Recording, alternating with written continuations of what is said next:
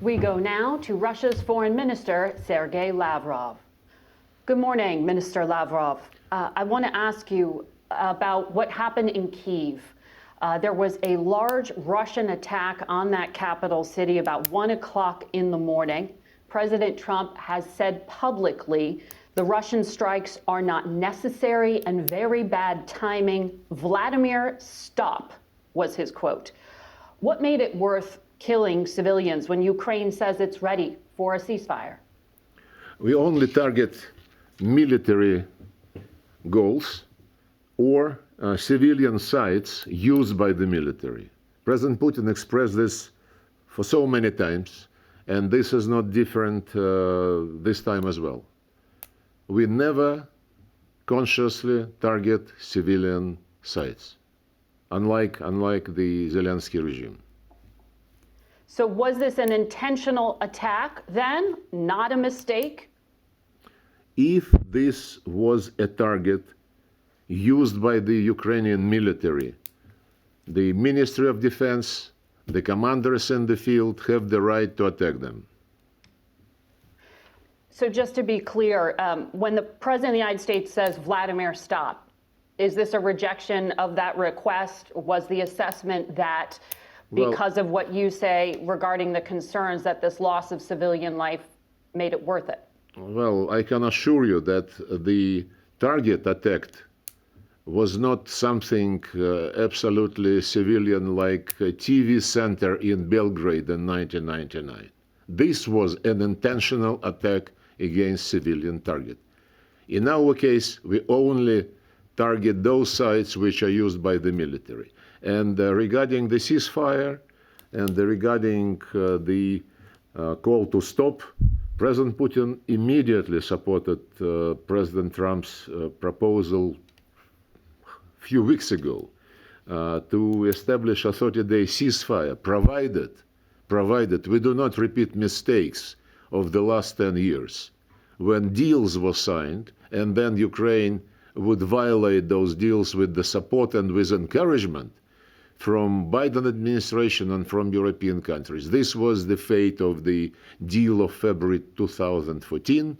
Then this was the fate of the Minsk agreements, and this was the fate of the deal reached on the basis of Ukrainian proposals in Istanbul in April 2022. So President Putin said, ceasefire, yes, but we want the guarantees that the ceasefire would not be used again to beef up Ukrainian military, and that the supplies of arms should stop. Ukraine accepted on March 11th that idea of a U.S. brokered ceasefire without preconditions. You're saying the preconditions are a negotiation to end something else? No, it is not a precondition. It is the lessons learned after at least 3 times.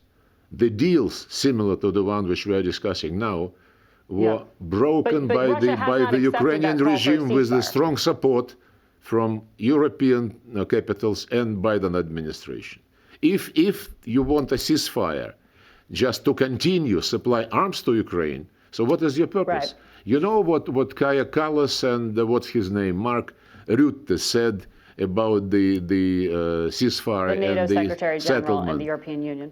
They bluntly stated that they can support only the deal which at the end of the day will make Ukraine stronger, would make Ukraine a victor.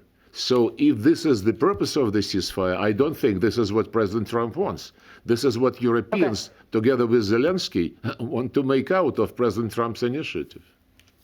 Will Russia continue targeting Kyiv despite President Trump saying, Vladimir, stop? You're not listening to me. We will continue to target the sites used by the military of Ukraine, by some mercenaries from foreign countries, and by instructors whom the Europeans officially sent to help target Russian civilian sites. If you take a look at the situation in the Kursk region of Russia, for example, there is no single military target for the last 6 months which the Ukrainians would fire at. And there was also a proposal by President Trump, immediately supported by President Putin, to have a 1-month moratorium on the attacks on energy infrastructure. We never violated this commitment of President Putin, and Ukrainians violated what Zelensky seemed to support several hundred times. And I sent to Marco Rubio and to the United Nations the list of those attacks. It's really very, very telling and eloquent. And Ukraine disputes that. But putting that aside, I want to ask you about what President Trump said on Wednesday. The President of the United States says he thinks the U.S. and Russia have a deal. Let's get it done. Does President Putin agree? Well, the President of the United States believes, and I think rightly so, that we are moving in the right direction. The statement by the President mentions a deal, and we are ready to reach a deal, but there are still some specific points, elements of this deal which need to be fine-tuned, and we are busy with this exact process. And the President of the United States did not spell out the elements of the deal, so it is not appropriate for me to do this.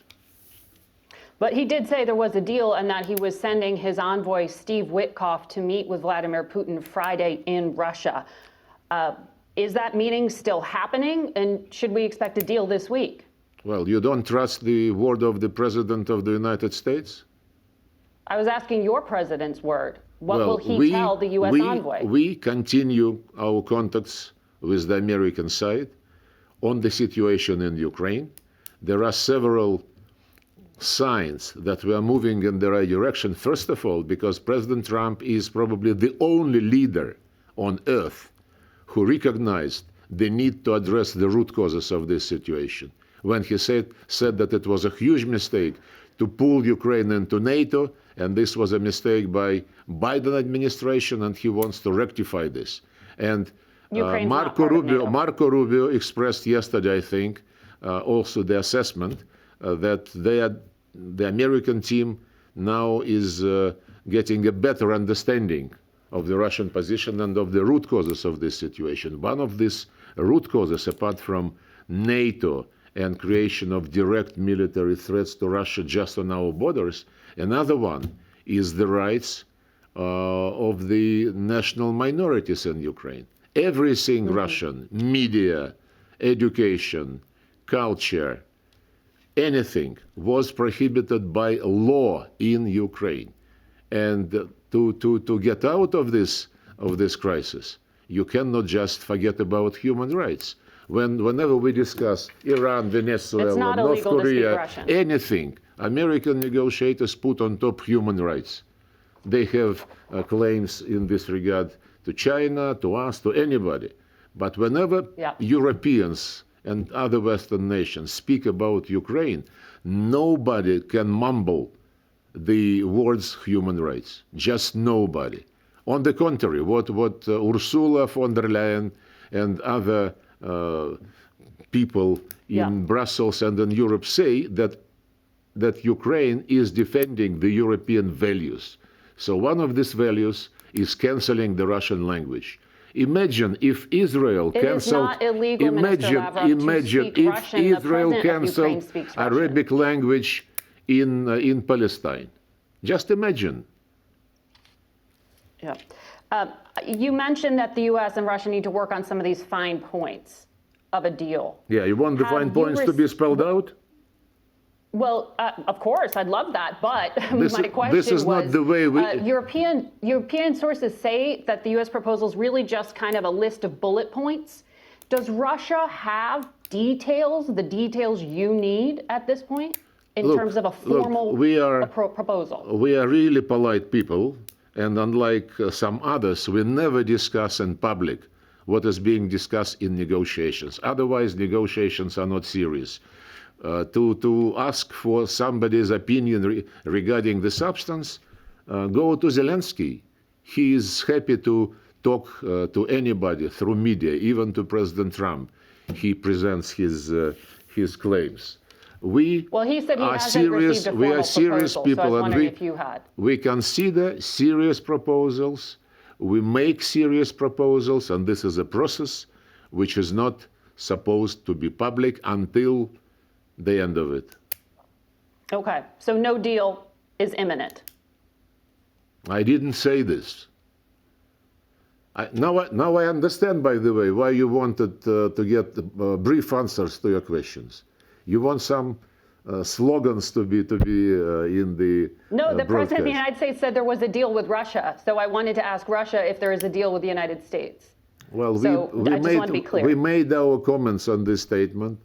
The negotiations continue, and until the end of the negotiations, we cannot disclose what it is about. Okay.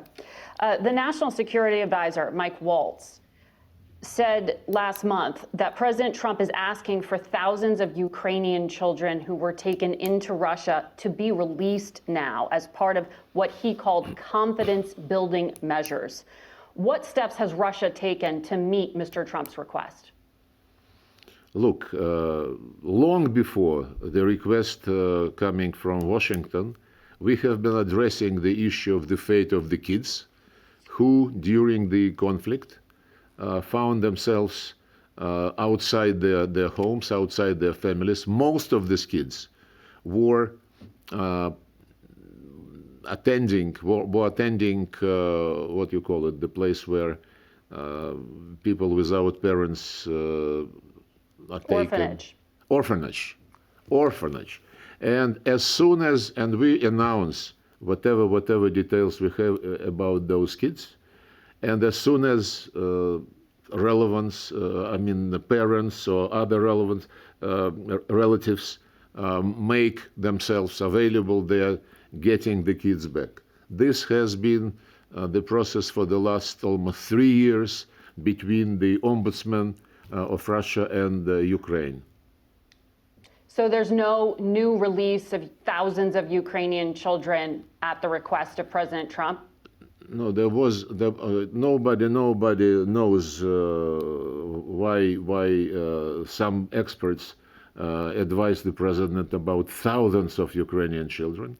Every now and then, once in 2-3 months, we organize exchanges with Ukrainians with the help of Qatar, Saudi Arabia, United Arab Emirates, who do not make any noise about what they're doing. They just do something which we are participating in very constructive manner, bringing kids back to their parents or relatives.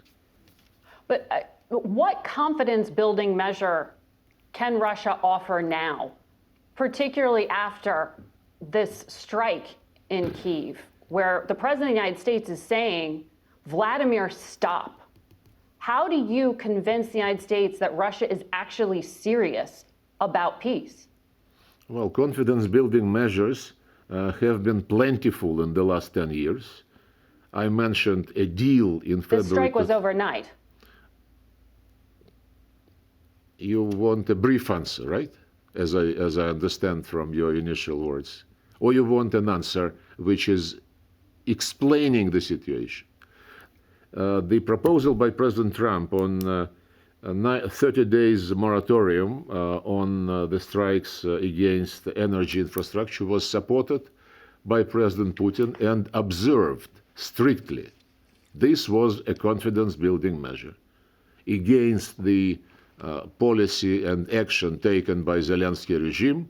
As I said several hundred times, civilian energy infrastructure was struck.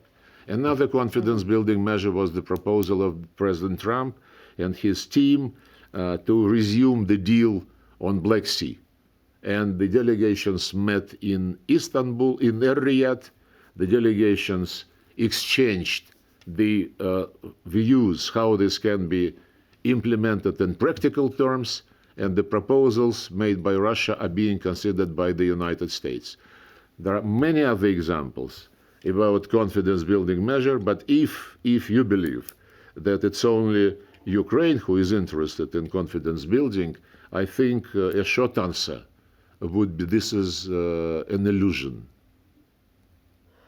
Do you take President Trump at his word when he says if Russia is unable to make a deal on ending the bloodshed in Ukraine, he'll put secondary tariffs, I think he means sanctions there, on oil coming out of Russia?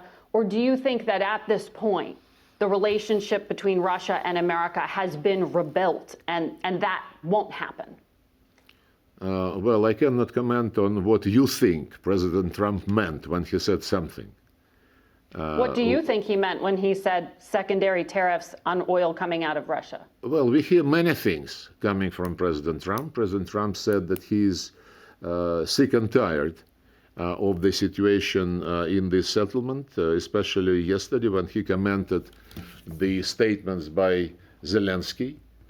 And President Trump has his own proposals and has his own style in mentioning those proposals in his public speeches.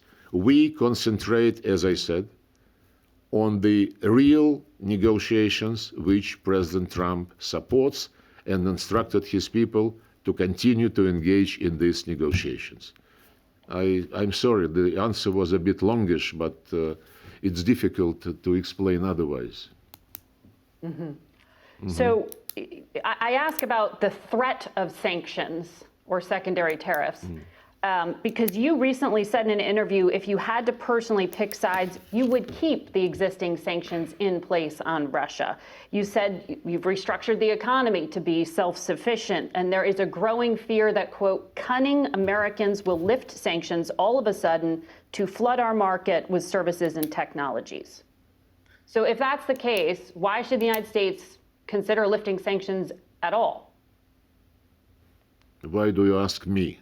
You just quoted my statement, and this statement is clear for me and clear to all those who read it.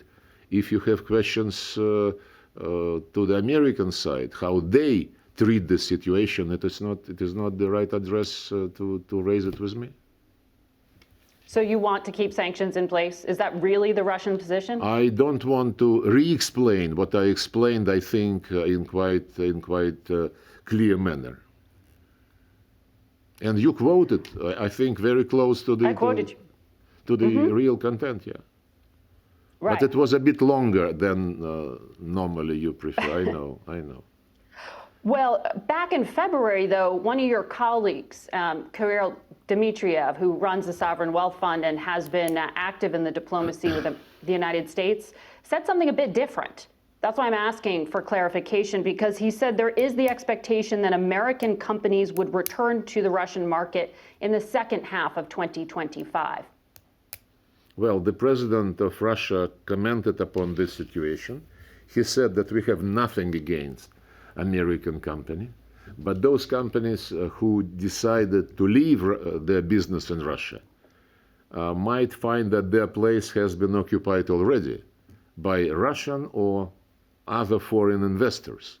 And in this case, we would not make any decisions which would discriminate those who came to invest in Russia instead of Americans. If American companies would like to come to a place which is not yet occupied, if they want to propose a project, a new project, on top of the previous business ties, of course we will look into this, and if we find balance of our interests, I think it would be only natural to get into business together. Well, what areas has the U.S. offered to lift sanctions on? Because it wouldn't be possible for many American companies to enter the Russian market right now under the existing sanctions. It is up to them to decide. So no offer has been made? No. How can we offer something in a situation The United States to Russia. Well, the United States clearly tells us that they are interested in doing business together. We never reject business proposals provided they are based on the equal opportunities and the treatment of each other and lead to a balance of interest. Specific proposals which are being mentioned in the media, I cannot comment upon. This is not serious. We are not we are not acting like the people in Kyiv who talk to the world through the media, including talking to presidents of great countries. So if I understand you correctly, you neither fear sanctions nor want them lifted. Look, you quoted my statement, and Yes. you quoted it right. That's my position. Okay. So when President Trump threatens new sanctions, that's not of concern. You're asking this for the third time. Yes. This was a brief answer. This was a brief answer, by the way. You are being brief and direct on that part. I was asking on the sanctions for clarity and directness. Broadly speaking, when you look at what's happening in the battle space in Ukraine right now, analysts say about 18% of Ukrainian territory is under the control of Russian forces. U.S. intelligence says battlefield trends are in Russia's favor. So if that's the case, why should the U.S. believe Russia is serious about ending the war if everything is in your favor? Well, we judge by the reaction of our American colleagues to what we tell them. And this is being done during negotiations. They're confidential, as any serious negotiation. And they know our position. And as I quoted Marco Rubio, he publicly said that they better understand the Russian position and the reasons for what is going on. And he said that nobody in Washington lifted a finger to do the same, to try to understand Russia during the Biden administration. Mm-hmm. And this implies that the dialogue continues, that the dialogue is supported by the United States, and I reiterate that it is supported by the Russian Federation, and this dialogue continues. So President Trump said he expects to meet soon with Vladimir Putin. What's an acceptable time and location? Why should they meet? Look, the presidents are masters of their own destiny and of their own schedule. I heard President Trump say that he is planning to be somewhere mid-May, and that after that he would be suggesting some dates. I cannot add anything else. Right. He said he was asked about meeting with Vladimir Putin specifically in Saudi Arabia, and he said most likely not. That's in mid-May, but shortly thereafter. You said the same thing as I. Right. So well, what are you planning? So we read the same newspapers and watch the same channels on TV. Right, but I can't pick up the phone and call Marco Rubio, the Secretary of State, like you can. What plans are you making for the two to meet? Look, I hope your listeners understand very well that it is not ethical for a foreign minister to prejudge, to presume what presidents might or might not discuss. But you think it would be good for the two leaders to meet soon? Do you expect that's what Envoy Witkoff is negotiating? We're always in favor of meeting with people who are ready for a dialogue. President Putin repeated this thousands of times.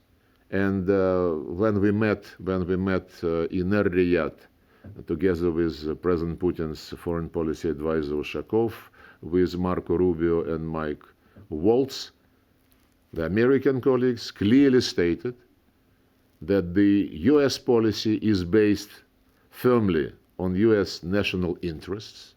They understand that the Russian policy, led by President Putin, is also based on Russian national interests, and that it is the responsibility of great powers to make sure that whenever those national interests do not coincide, and this is in most of the cases, this difference should not be allowed to degenerate into confrontation.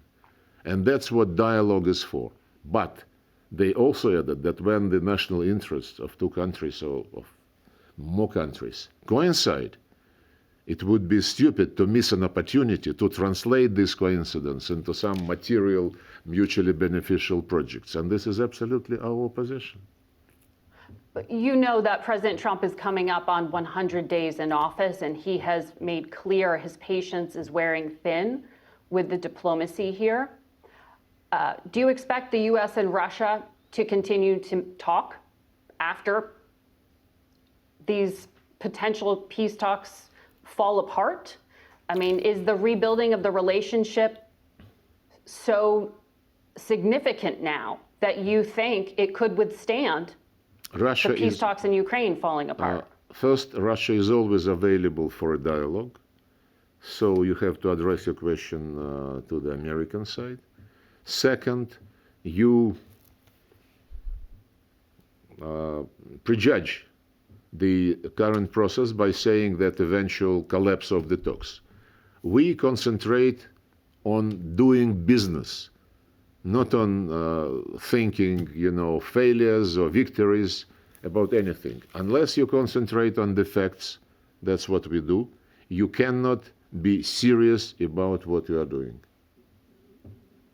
Well, President Trump and Secretary Rubio said that the window was closing, that time is running out here. That's not my opinion. That's what they said.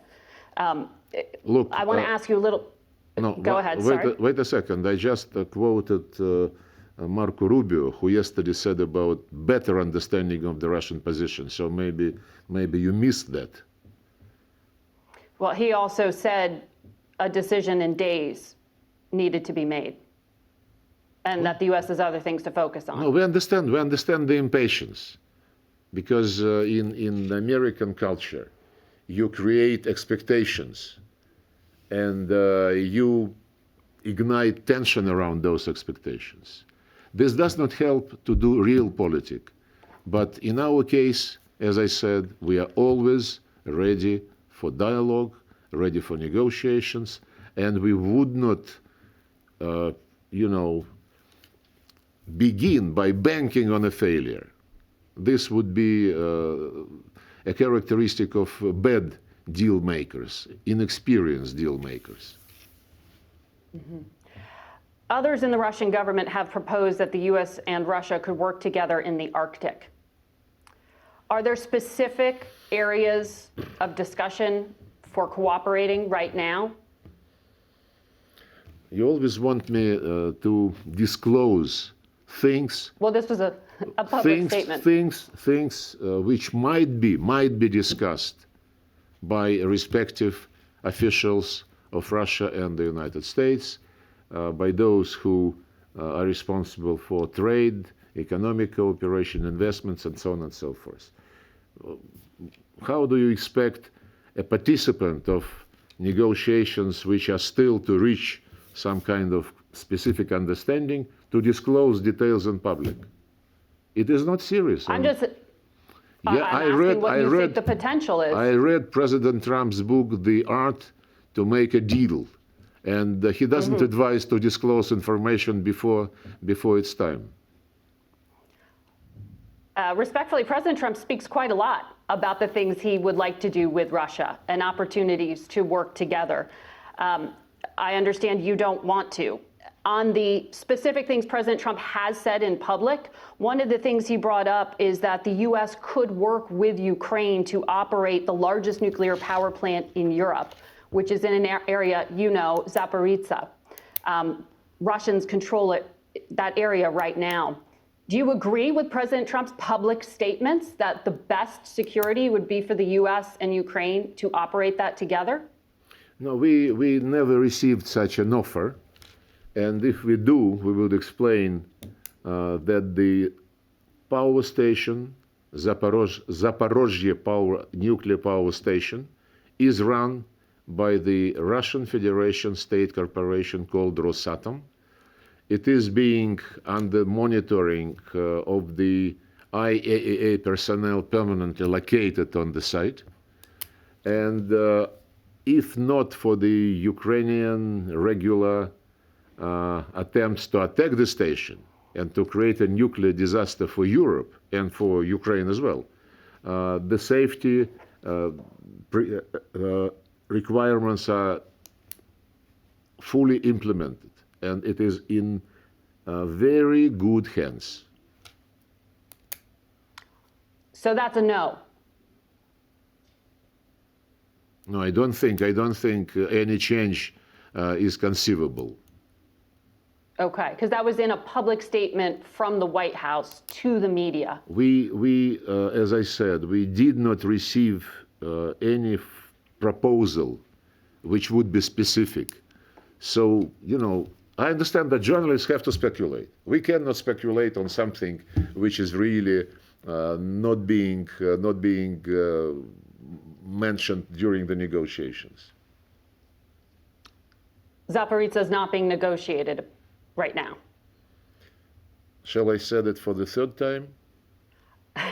You wanted Well, me to I'm be trying brief. to You wanted reconcile me to be public brief. statements. But I heard you, but I just want to be abundantly clear because that is also widely reported to be in the U.S. proposal currently on the table. Why don't you ask me about President Trump's position on Crimea? You liked what President Trump said about Crimea yesterday when he said that it had been under Russian control since 2014? It's not about liking or disliking. It's about the fact that he said the truth. And when So he said something specific you liked. when Zelensky said that this is absolutely excluded because Crimea is part of Ukraine according to the Constitution, nobody in Europe or in the States, by the way, reminded him that apart from territorial issues, the Ukrainian Constitution guarantees, I quote, the free development, the use and protection of the Russian and other national minorities' language in Ukraine. And they guarantee the development of ethnic, cultural, language, and religious identity of all peoples and national minorities in Ukraine. This is also in the Constitution. But as I mentioned already, and you decided not to go deeper into this topic, nobody in the West even mentions human rights when they demand that Ukraine defeat Russia in the battlefield. President Trump said Crimea is not even being discussed right now. Yes, because this is a done deal. You mean Russia occupies and controls and will not negotiate the future of Crimea? Is that what you're saying? Russia do not negotiate its own territory. And, so that's President Trump understands one specific thing that you do want in the public space. You said everything else that I've asked you about in the U.S. proposal is too sensitive to discuss. Is there any other part of the U.S. proposal that you do like? No. I only commented what was said publicly, and I also said that normal negotiators, I emphasize this once again, normal negotiators do not negotiate through a microphone. They meet and they discuss. They listen to each other, they try to understand, they try to see where a balance of interest can be reached, and this is how our contacts with the American representatives are organized. Well, respectfully, you've been in the top levels of Russian diplomacy for 30 years. For how many? This isn't for at least 30 years. I mean, you've been in very key diplomatic roles within the top of the Russian diplomatic system for a very, very long time. I don't think any part of this is typical or normal, to use the word you used. Steve Witkoff is the envoy. Kirill Dmitriev is Vladimir Putin's envoy here. Do you think it's unfortunate that the international system of diplomacy isn't being used more and that it's this kind of one-on-one personal envoy structure? You did not express your disappointment that the international system of diplomacy was not used for the entire duration of the Biden administration. No, I was asking whether you were disappointed. You did not mention that Europeans are really very nervous that they are being marginalized. But I can quote a lot of what Europeans stated. I mentioned already Kaja Kallas and Ursula von der Leyen, who said any deal must make sure that Ukraine is stronger. and that Ukraine is on top of Russia. Look, do you need negotiators who believe in this kind of logic and who don't want to look for honest balance of interest? The Trump administration is interested in searching for a balance of interest. They sincerely want to understand better the Russian position, and they're getting this understanding. And we understand better the American position through negotiations and meetings and discussions which we have with them. Back in January, Russia signed a deal with Iran to become a strategic partner. Would Russia be willing to sever that relationship at the request of the U.S. if it meant better relations with America? There was never any request like this, and we welcome the process which was initiated between the United States and Iran. We are ready to be helpful if parties believe this can be the case, and they know this. You were the negotiator back in 2015 on behalf of Russia for that landmark international agreement, the JCPOA. And part of how Russia was helpful was destroying Iran's enriched nuclear material. Is that an offer you would do again? We were not involved in destroying Iran's nuclear material. Disposing. The part of the deal was to move some amount of this material to Russia for keeping. Okay, so not destroying, but keeping. Would you keep Iran's enriched nuclear material that they've made in the past few years? Is that an offer to the U.S.? We are not putting our nose in negotiations between two countries, one of which is not Russia. And I said very clearly, I believe, but you wanted a brief answer, I will have to be longer, since it is not probably getting through. We welcome the dialogue between the U.S. and Iran. We would be certainly ready to help if both parties believe this is going to be useful. And they know that we are ready. Mm-hmm. Well, back then there were sanctions and pressure at the UN. It's a very different dynamic now. I want to ask you quickly about nuclear weapons because Russia is such a nuclear powerhouse. According to U.S. intelligence, Russia is developing a new satellite meant to carry a nuclear weapon, which would knock out other satellites and devastate the U.S. if it's used. That's in publicly published material. Does Russia intend to violate past treaties and actually put a nuclear weapon in space? Well, before asking this question, you have to check whether this is true or not, what your military... This is what U.S. intelligence says. U.S. intelligence... I was listening to President Trump about his views of what is the list of achievements of U.S. intelligence, and I have my own facts on which I rely. We have been promoting for many years in the United Nations a resolution prohibiting putting any nuclear weapons into outer space. The country which is categorically against it is the United States. At the same time, the United States promotes an approach according to which they want to prohibit putting conventional weapons in outer space. And they cannot answer the question, does this mean that nuclear weapons they would be planning to move to the orbit? So my answer is very clear. We have been championing in the United Nations a legal prohibition of placing any nuclear weapons in outer space. And the United States, at least during the Biden administration, this was the case. They were categorically against it.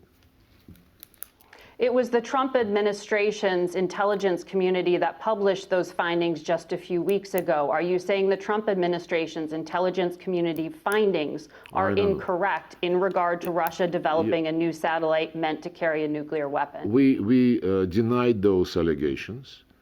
We once again, cannot help repeating, have been promoting for years in the United Nations a treaty, not a declaration, a treaty prohibiting placing weapons in outer space. And the United States is against it. I cannot comment about the validity of the intelligence reports, as I told you. We never received any facts which would confirm the allegations. Do you have any interest in arms control talks with the United States, with the Trump administration? It was the United States which broke the process of strengthening strategic stability. And as if the United States is willing to get back to this track, we would see what are the conditions under which this might be possible. As long as in the U.S. doctrinal documents, we are described as adversary, when the officials in Washington some time ago called us enemy. So we want to understand what Washington thinks of our relationship and whether Washington is ready for, I would emphasize once again, an equal, mutually respectful dialogue heading to finding a balance of interests. If this is the approach, everything is possible. Minister, we are coming up on time, but just before I let you go, from everything you laid out, I haven't heard from you that Russia is willing to make any concession on anything to date. No, my brief answer is you are wrong. Russia wait a second, please. I have been emphasizing repeatedly in relation to Ukraine, in relation to strategic relations with the United States, I have been emphasizing our readiness to seek balance of interests. If this is not what your station considers readiness for negotiations, then I don't know how to be even less eloquent in trying to be brief in my answers. Well, there have been very clear, specific things said by the Trump administration, such as the vice president saying that the current lines of contact in Ukraine would freeze and end up fairly close to where troops are right now. Do you actually consider that a concession? I don't discuss publicly the details of what is being subject of negotiations. I understand that you love rumors, because rumors are played around. The Vice President of the United States said it on camera.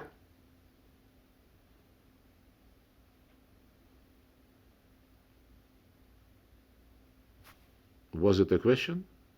What did you say? Well, rumor. You said it was a rumor. The Vice President said it. No, I said Perhaps that we. you missed it. No, I said about us. We are not discussing things which are subject to negotiations. Okay. Minister Lavrov, thank you for your time this morning. Thank you.